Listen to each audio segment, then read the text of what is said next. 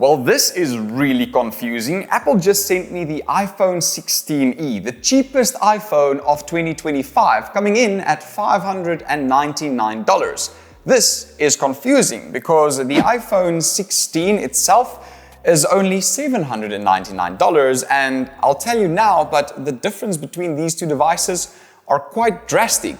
Usually we knew that the cheapest version of the iPhone would be really cheap. And now the $599 price tag on this, the iPhone 16e, doesn't really make sense, especially if you're trying to get the 512 gigabytes version of this phone, which will cost you a whopping $900+.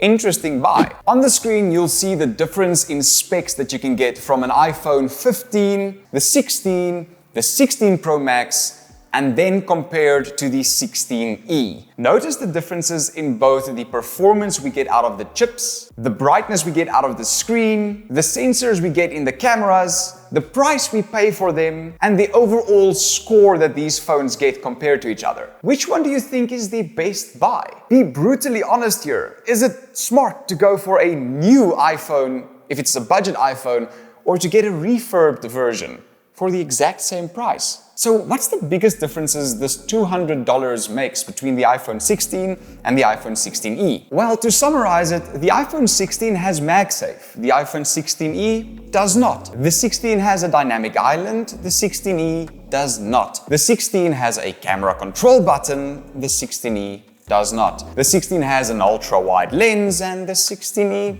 doesn't. But then what does the iPhone 16e have? Well, the iPhone 16e has an action button, exactly the same as the Pro Maxes have and the rest of the 16 lineup has. It also has the exact same Apple Intelligence features that the iPhone 16 and the Pro Maxes have. It also has the exact same A18 Bionic chip that the iPhone 16 has, except it has one less GPU core. Both the iPhone 16 and the iPhone 16e has a 48 megapixel camera, which is great. Both of them have USB Type-C and both of them has Face ID functionality. Both the iPhone 16 and the iPhone 16e has 8 gigabytes of RAM. The only difference is a $200 price tag. And that's for a phone that lacks quite a bit of things. Now don't get me wrong, I think if you're the person that's looking for the Apple ecosystem, if you're the person who doesn't really care about having the best of the best camera, if you're the person that just wants a very enjoyable user interface, something that links with your MacBook, that links with your iPad, something that just simply works, then obviously an iPhone, even an iPhone 16e, would do the trick. However, if you're looking for a camera that's really nice, if you're looking for a screen that's really bright outside, if you're looking for a phone that makes sense, then the iPhone 16e probably isn't for you. But there is a person who I really think should buy the iPhone 16e. That's the person who's never had an iPhone before. That's the person who's getting into the Apple ecosystem and wants to try it out before they break the bank. I think the iPhone 16e does yield a very important place in the Apple ecosystem, and that's for the new Apple user. And if you're new here to this channel, this is We Do Tech. I'm Stefan. I review products, spend money on them, waste the money sometimes, so you really don't have to. I am an Apple fanboy from beginning to end. Here's my MacBook. I'm using my iPad right there on the teleprompter, and I'm rocking an Apple Watch as well.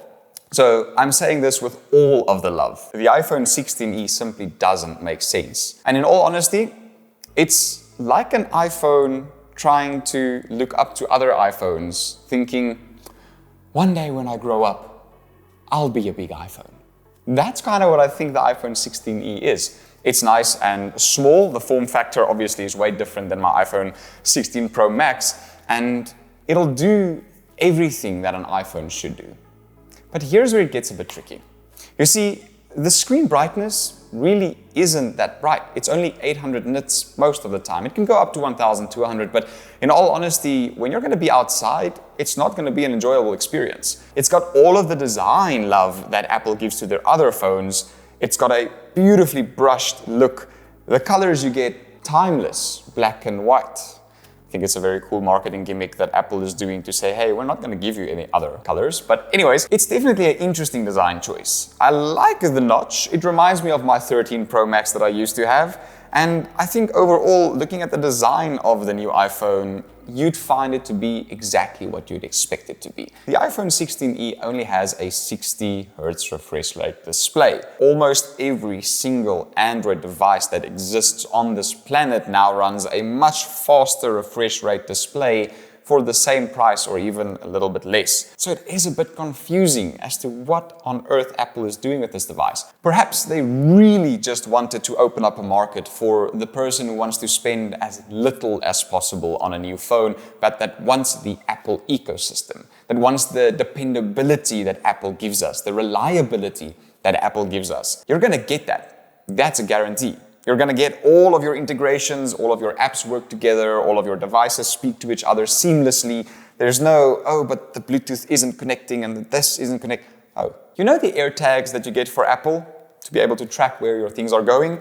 Well, the bandwidth of this device, unfortunately, is a little bit slower, so you'll only be able to use Bluetooth, which is a bit of a headache, to be quite honest. But that's something to keep in mind. And while we're looking at the back of the phone, there's something missing.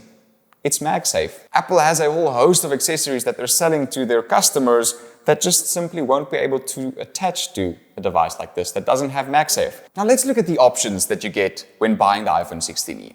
The space, the size, the performance, the cost, and the colors. Like I said previously in this video, you get two colors, black or white. Nothing more than that. You get 8 GB of RAM, which should last you quite a bit of time, especially with processing. Honestly, to summarize the iPhone 16e, whether you should buy it or not, and whether it is for you or not, is simply if you're looking for the Apple ecosystem, if you're looking for a very trustworthy device that is smooth and easy to use, if you've never used an iPhone before, this is a great alternative. And remember, the previous cheapest iPhone you could buy looked like this. So I think Apple just simply brought along the cheap version into the new design language that Apple is using. They modernized it. We have the quick action button. We have the brushed aluminum look. We have everything that we get with the new iPhones design-wise and functionality-wise. We just don't get the big boy specs. And not everybody needs the big boy specs. If you're just WhatsApping, if you're just taking some family photos here and there, if you just want the convenience of the ecosystem, I really think the iPhone 16e might then be for you.